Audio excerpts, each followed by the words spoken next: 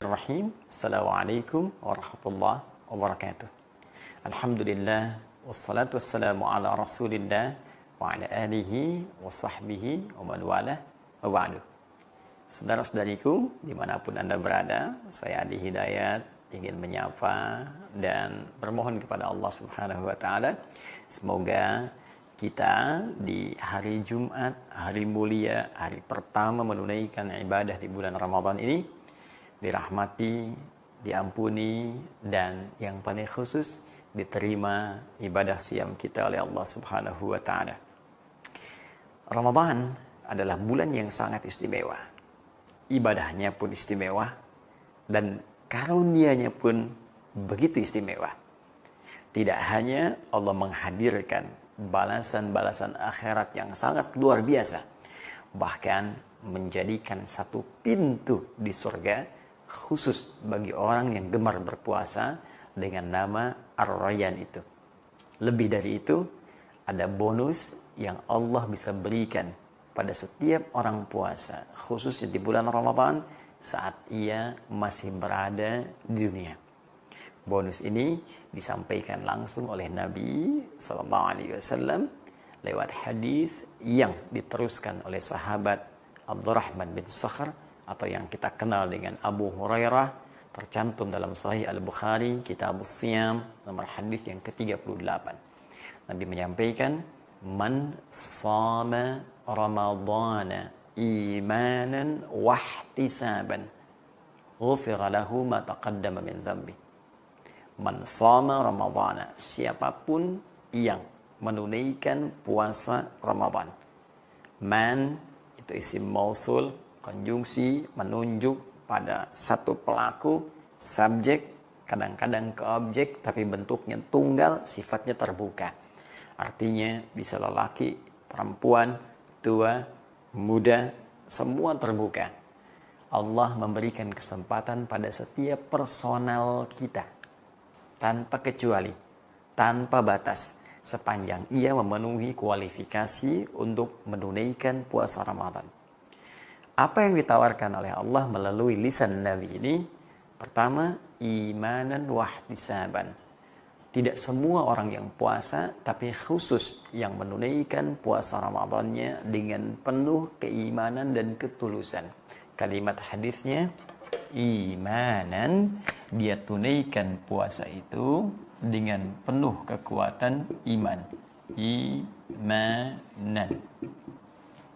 Wahtisaban, dan tulus dikerjakan karena Allah Subhanahu wa taala. Wahtisaban. Saudaraku, apa yang kemudian dimaksudkan lewat hadis ini? Ghufira lahu ma taqaddama min dhanbi.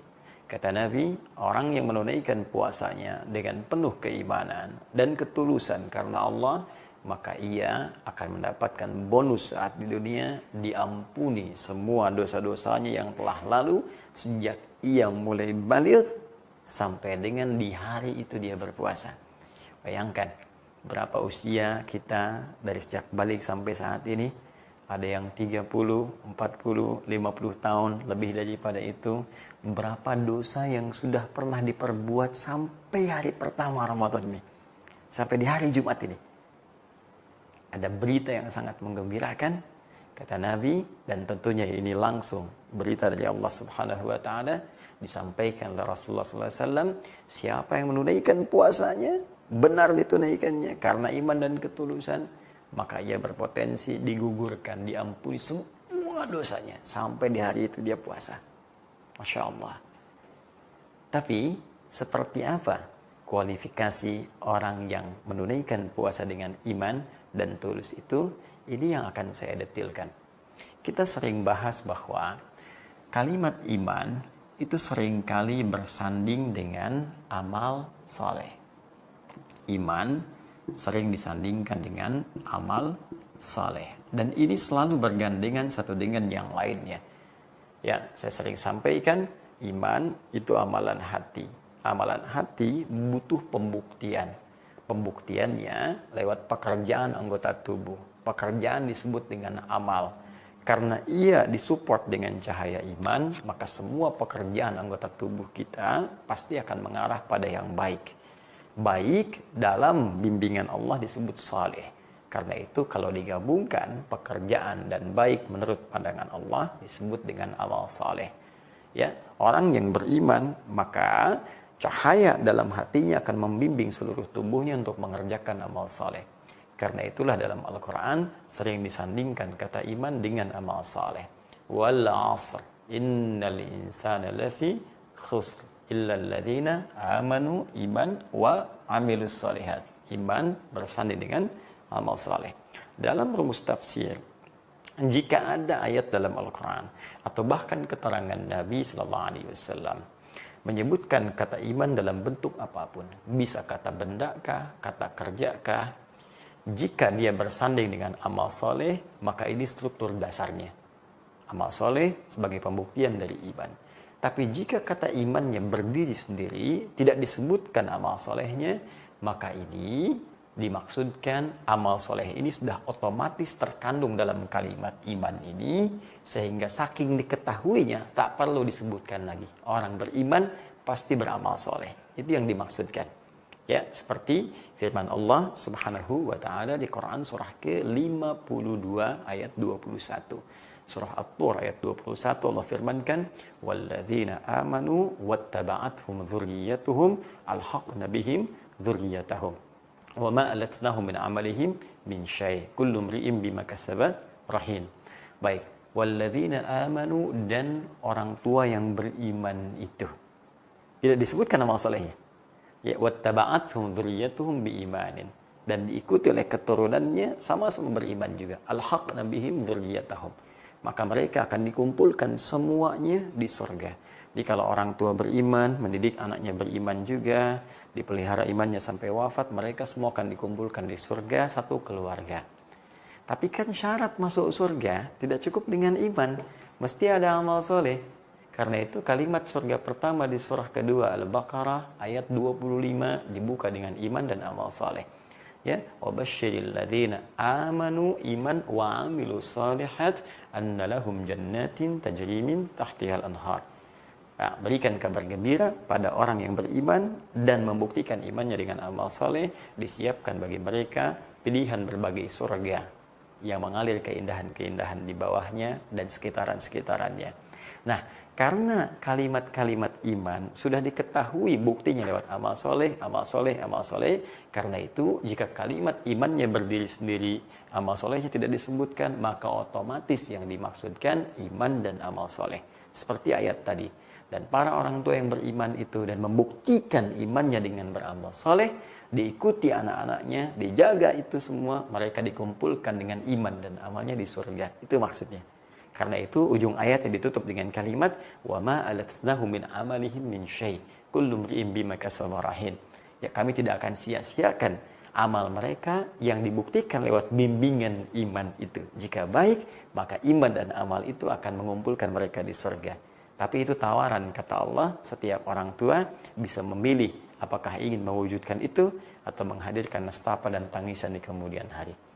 Terkait dengan rumus hadis Nabi tentang puasa Ramadan ini, karena kalimat ini disebutkan iman tunggal tanpa amal solehnya, maka sudah otomatis mencakup kalimat yang tadi saya maksudkan, imanan. Karena itu cara menerjemahkannya, man shoma ramadhana, siapa yang menunaikan puasa Ramadan, siapapun dia, laki-laki, perempuan, sepanjang dia baligh, ya, masuk dalam kualifikasi imanan, dia tunaikan puasanya dengan penuh keimanan.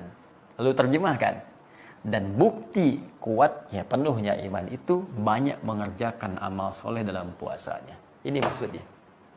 Ya, karena kalau Anda terjemahkan dengan penuh keimanan saja bisa relatif nanti maknanya. Tapi kalau kita dalami dengan tafsirnya, yang dimaksud dia tunaikan puasanya dengan penuh keimanan, bukti penuh imannya, dia perbanyak amal soleh saat dia menunaikan puasa Ramadannya. Apa yang dia kerjakan? Ya, dia tingkatkan sholatnya. Dari yang tadinya fardu, meningkat tambah dengan sunnahnya. Dari yang tadinya baca Quran, itu pun sedikit, dia tambah. Biasa hari biasa, misalnya 1 halaman, dia tambah sehari sekarang 1 juz. dia tambah dengan tilawah, dia tambah dengan menghafal. Jarang sedekah, dia buka kemudian untuk sedekah. Karena itu, di bulan Ramadan menariknya, semua pintu amal soleh itu dibuka oleh Allah Subhanahu wa Ta'ala, kemudahan bagi kita untuk menunaikannya. Karena itu siapapun saat Ramadan, hatinya lapang untuk bekerja dan beramal soleh. Kalau nggak percaya silakan. Bukankah saat Ramadan kita semakin tergerak meningkatkan ibadah? Pengen sholat sunnah, pengen sedekah, kan? Pengen baca Quran. Itu dimanfaatkan. Allah sudah buka seluas-luasnya. Tinggal kita bagaimana kemudian mengoleksinya dan mengumpulkan amalan yang berkualitas di hadapan Allah. Jadi ini poinnya. Satu, isi ibadah Ramadan kita dengan banyak beramal soleh. Wahtisaban, dan ukur-ukur, hitung-hitung amal soleh ini supaya ikhlas. Tulus karena Allah. Ya. Jangan sampai mau tarawih karena orang tarawih, kita pun tarawih. Karena orang baca Quran, saya pun pengen baca Quran. Ya? Karena orang sedekah, saya pun pengen sedekah. Tidak. Kenapa ini penting kalimat Nabi muncul? Seakan-akan Nabi dengan bimbingan Allah sudah memprediksi. Akan banyak mungkin orang beramal saat Ramadan, motifnya beda-beda. Ya, mungkin karena motif ingin dipuji, ingin ria, ingin tampil, ingin macam-macam, dan sebagainya. Ya, termasuk juga doakan saya dan ustadz-ustadz yang lain supaya kalau taklim itu tujuannya benar karena Allah, bukan karena ingin eksis di YouTube, bukan karena ingin cari follower, bukan karena macam-macam. Nah, itu yang paling berbahaya. Ya, jadi ukurannya kalau kita bisa beramal dengan baik, dilakukan dengan tulus, maka dua hal ini cukup kemudian menggetarkan arsy dan menjadikan Allah memberikan anugerah terindah dalam hidup kita dan petualangan kehidupan kita di dunia ini dengan mengampuni semua dosa-dosa kita yang pernah kita kerjakan saat di puasa itu. Maka dua hal ini bisa menggugurkan dosa yang pernah kita kerjakan selama hidup kita dalam periode balik sampai hari pertama Ramadan ini. Siapa yang tidak berminat? Kalau Anda bertanya, masa sih Ustaz? Sudah, kaidah ini tuntas. Kalau sudah Allah yang sampaikan, Nabi yang kemudian menyampaikan, menegaskan kembali atas petunjuk Allah itu, maka tidak perlu ada keraguan. La raiba fi, jangan pernah ragukan.